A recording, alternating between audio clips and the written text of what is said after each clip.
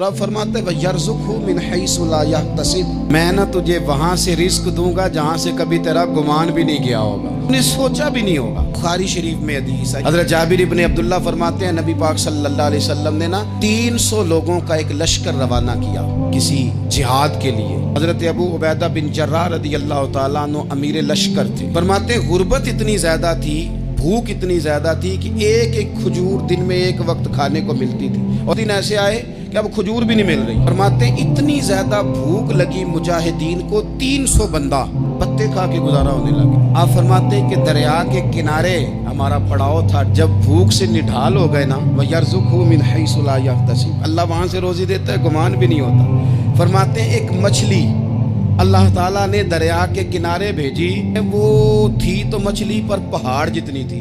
300 آدمی 18 دن تک اس مچھلی کو کھاتے رہے، مچھلی ختم ہی نہیں ہوئی۔